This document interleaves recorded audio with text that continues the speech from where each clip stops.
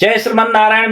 मित्रों महर्षि पराशर ने बृहद पराशर होरा शास्त्रम के 12वें अध्याय में बहुत सारे श्लोक लिखे हैं। जिन श्लोकों में महर्षि ने बतलाया है कि जन्म कुंडली के 12 घरों में से किन किन घरों से क्या क्या किसी भी जातक के लिए देखना चाहिए। ठीक है, तो चलिए आज हम छठे श्लोक की ओर चलते हैं, क्योंकि आज के पहले हमने 5 श्लोकों का वर्णन कर दिया है। ये सारे वीडियोज YouTube पर उपलब्ध हैं, आप जाकर के देख सकते हैं। ठीक है, तो चलिए आज छठे श्लोक को देखते हैं। महर्षि पराशर अपने छठे श्लोक में कहते हैं कि मातुलातंक शंका नाम शत्रुंश्चैव व्रणाधिकान सपत्नी मातरम चापी षष्ठ भावान निरीक्षयेत। कहते हैं कि आप अपनी जन्म कुंडली के छठे घर से मामा के विषय में विचार कर सकते हैं। आपके मामा की स्थिति क्या होगी। वैसे ज्यादातर मामा लोग कंसे ही होते हैं, इसलिए मामा के विषय में आप छठे घर से विचार कर सकते हैं। आतंक के विषय में, यानी आपके साथ कोई दुर्व्यवहार करने वाला होगा या नहीं होगा, तो कौन होगा, कहां होगा, इस विषय में आप विस्तृत गहराई से विचार कर सकते हैं। डर एवं आशंका के विषय में आप विचार कर सकते हैं। कोई जातक बहुत ज्यादा डरता है या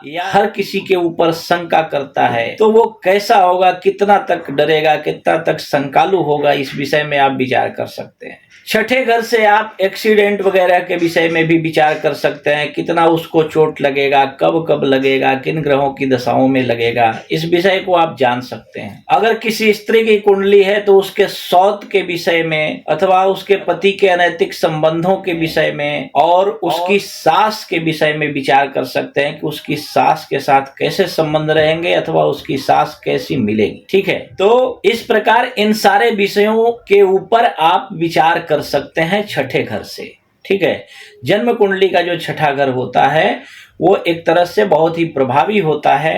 वैसे तो इसको शुभ ग्रहों की श्रेणी में गिना नहीं जाता है, लेकिन फिर भी इस भाव से, इस घर से आप जातक के इन सभी पहलुओं के विषय में विचार कर सकते हैं। परंतु इन सब पहलुओं के विषय में आप जानेंगे कैसे, ये बात मैं आप लोगों को बतलाता हूँ। देखिए, पहले तो छठे घर में ये देखिए कि कौन सी राशि बैठी है, उस राशि का स्वामी कौन सा ग्रह है और वो ग्रह किस घर में बैठा है, तथा उस ग्रह के ऊपर किन किन ग्रहों की दृष्टि है, ये आप देख लीजिए। उन ग्रहों में जिनकी दृष्टि है, उन ग्रहों में देखिए कि कितने ग्रह शुभ है अथवा कितने ग्रह अशुभ है। दूसरी बात, छठे घर में कौन कौन से ग्रह बैठे हैं अथवा छठे घर में बैठे हुए ग्रहों में कौन कौन सा ग्रह शुभ है अथवा अशुभ है, स्वराशि का है अथवा मित्र के घर में है, या शुभ ग्रह है या मूल त्रिकोण में है, ये सब आप देखने के बाद ही निर्णय कर पाएंगे कि अगर ज्यादातर शुभ ग्रहों की स्थिति हो तो छठे भाव से संबंधित जैसे मामा की स्थिति देखनी हो तो मामा अच्छा मिलेगा, मामा के तरफ से पूर्ण सहयोग मिलेगा। ऐसे जातक को चोट वगैरह, एक्सीडेंट वगैरह बहुत कम होंगे। जातक डरपोक नहीं बल्कि साहसी होगा, शंकालु नहीं होगा,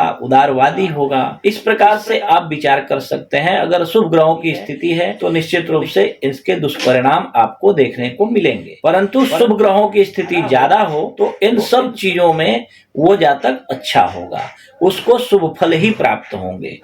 तो अगर आपको अपनी कुंडली को लेकर के कोई दुविधा है तो आप हमसे अपॉइंटमेंट लेकर के सलाह ले सकते हैं, अथवा हमारे YouTube के किसी भी वीडियो के कमेंट बॉक्स में अपना date of birth, time of birth और प्लेस ऑफ बर्थ लिखिए। हम जैसे ही समय मिलेगा आपको निश्चित रूप से आपकी कुंडली के ऊपर बिल्कुल निःशुल्क आपको सलाह दे देंगे। ठीक है, समस्या यह है कि समय ही नहीं मिलता है, लोग आ जाते हैं ऑफिस में, थोड़ा व्यस्तता बढ़ जाती है, इस वजह से इसलिए नहीं बता पाता हूं। परंतु आप निश्चिंत रहिए, जैसे ही मुझे समय मिलेगा हम आपके सभी प्रश्नों का जवाब देंगे। ठीक है, तो आप सदैव खुश एवं प्रसन्न रहें। जय श्रीमन नारायण।